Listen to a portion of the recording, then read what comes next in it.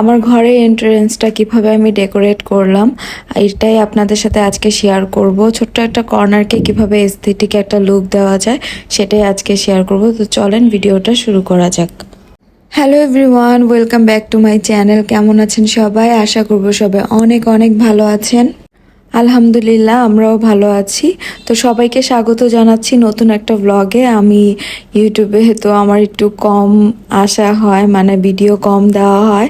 তো আজকের ভিডিওটা একটু স্পেশাল, একটা সুন্দর করে একটা ডেকোরেশন ভিডিও করেছি, আর হোপফুলি আপনাদের কাছে ভালো লাগবে।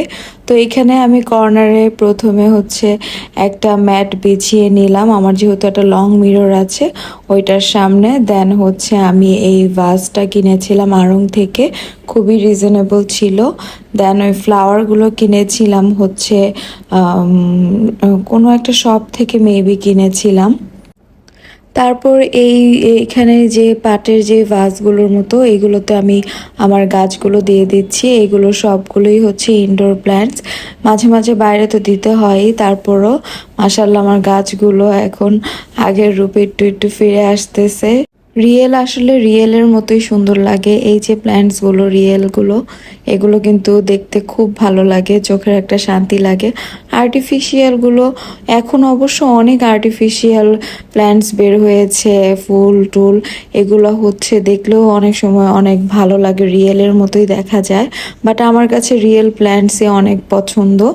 তো ঘরের ভিতর রাখার জন্য এটা একটা বেস্ট। একটু যত্ন নিতে হয় ওইভাবে, যেহেতু পানিতে অনেক সময় রাখা হয়, মশা টশা হতে পারে, এদিকে একটু খেয়াল রাখতে হয়। তো আমার দুইটা টিয়া কালার চেয়ার আমি হচ্ছে দুই পাশে দিলাম, আর মাঝখানে হচ্ছে ল্যাম্পশেডটা দিয়েছি। দেন এখানেও আমি রিয়েল প্ল্যান্টস দিয়েছি, এখানে আরেক ধরনের মানি প্ল্যান্ট। দেন হচ্ছে কোশন দিয়ে আমি চেয়ারগুলোকে একটু ডেকোরেট করে দিলাম। যেহেতু চেয়ারগুলো একটু পুরনো হয়ে গিয়েছিল তাই কোশন দেওয়াতে ভালোই লাগছে দেখতে। আমার মোটামুটি এই কর্নারটা ডেকোরেট করা অলরেডি শেষ। আর ওইখানের ক্যাবিনেটটা তো আমি আগেই গুছিয়ে ফেলেছি, কারণ একা হাতে সব ভিডিও আসলে ওইভাবে আপনাদের সাথে শেয়ার করা পসিবল না। আমার এই ছোট্ট মিনি কর্নারও বলতে পারেন, আবার মেইন ডোরের এন্ট্রান্সও বলতে পারেন। দেখতে কেমন লাগছে আমাকে কিন্তু অবশ্যই কমেন্ট করবেন। আমার কাছে তো আলহামদুলিল্লাহ খুব ভালো লাগছে। ঘর সাজাতে, ঘরের জিনিস কিনতে এটা আমার খুবই পছন্দের একটা কাজ। আমার সাথে যারা থাকে তারা সবাই জানে যে আমি জামা কাপড় এগুলোর থেকে বেশি ঘরের জিনিস কিনতে পছন্দ করি। একটু টাকা জমিয়ে দেখা যায় আমি ঘরের জন্য এটা সেটা কিনে ফেলি, জামা কাপড় না কিনে। আমার মতো এরকম কে কে আছেন যে জামা কাপড়ের থেকে বেশি ঘরের জিনিসপত্র কিনতে পছন্দ করেন? তা আমার এই কর্নারটা আমার খুবই পছন্দের একটা জায়গা। এখানে আসলে, এখানে দাঁড়ালে, এখানে পিকচারও খুব সুন্দর আসে।